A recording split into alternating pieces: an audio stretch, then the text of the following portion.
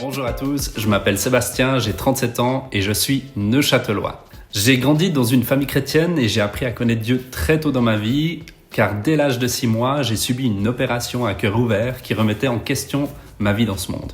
Aujourd'hui, si je suis devant vous, c'est pour vous partager le plan que Dieu a eu pour moi. Alors j'ai eu une jeunesse plutôt simple, très droit dans mes bottes, j'étais engagé dans l'église, notamment dans une chorale, et à ce moment-là, j'ai fait la rencontre d'une fille et j'étais sûr que Dieu me voulait avec cette personne. Nous avions prié ensemble, nous avions le feu vert de Dieu, mais cette personne est tombée amoureuse de quelqu'un d'autre. J'avais 18 ans et cette déception amoureuse qui me semblait pourtant conduite par Dieu m'a détruit et j'ai donc décidé de quitter ma vie chrétienne et l'église dans laquelle j'avais grandi pour vivre de ma propre manière. Je ne voulais plus entendre parler de Dieu au point de vouloir même me venger en fait.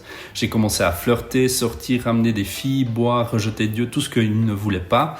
Je voulais réussir ma vie par mes propres moyens sans avoir besoin de lui. Pour me ramener à lui, il lui a fallu 15 longues années.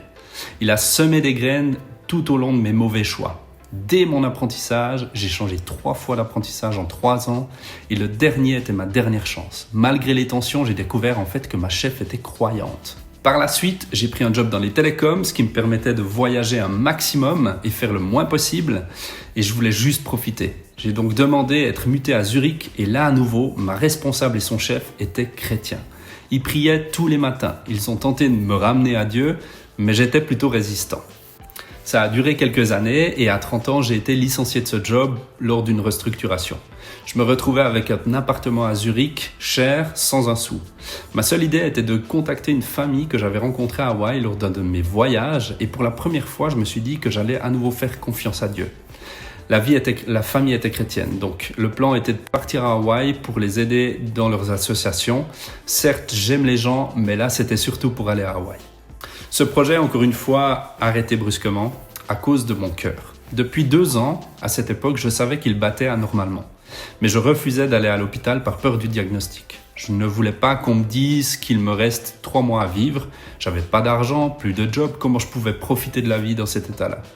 Et même lors d'un voyage à Bali, je me suis retrouvé à ne plus pouvoir respirer, incapable de me coucher. Je vomissais de l'eau et j'avais envie de me faire un trou dans la gorge ici pour respirer. Et j'ai finalement été aux urgences. C'était grave au point que le cardiologue m'a annoncé que mon colocataire aurait pu me retrouver mort dans les 2 semaines qui suivent. Puis ils m'ont emmené rapidement dans la salle pour m'endormir et là, une peur immense m'a envahi. Et si tout s'arrêtait, si je savais que j'étais pas prêt à rencontrer Dieu, mais par sa grâce, je me suis réveillé. Et là, j'ai pris ce moment comme une nouvelle chance de repartir sur de bonnes bases. Cependant, ça changeait pas du tout ma situation. Je me retrouvais sans job, sans argent et mon plan tombait à l'eau. Pas question de partir à Hawaï. J'ai donc postulé partout, même à une annonce qui disait « Changez de vie, devenez conseiller financier et repartez à zéro ». C'était juste une candidature de plus pour le chômage. J'étais informaticien de métier, sans connaissance en économie. Et devinez quoi, j'ai été contacté 2 jours après. Et aujourd'hui, 7 ans plus tard, je suis cadre dans cette entreprise, responsable d'une équipe incroyable, conseiller financier diplômé et en plus, encore une fois, mon directeur est chrétien et fait de Dieu sa priorité. Depuis ce choix, j'ai retrouvé une paix incroyable que je ne pouvais plus imaginer. Le timing de Dieu n'est pas le mien et que j'aurai du succès dans ce que j'entreprends à son nom. Voilà, c'était mon petit partage du jour. J'espère que cela vous donnera du courage. Qu'importe vos choix, Dieu ne vous abandonne pas. Merci d'avoir écouté, que Dieu vous garde et profitez de vos proches durant cette période de fête. Au plaisir.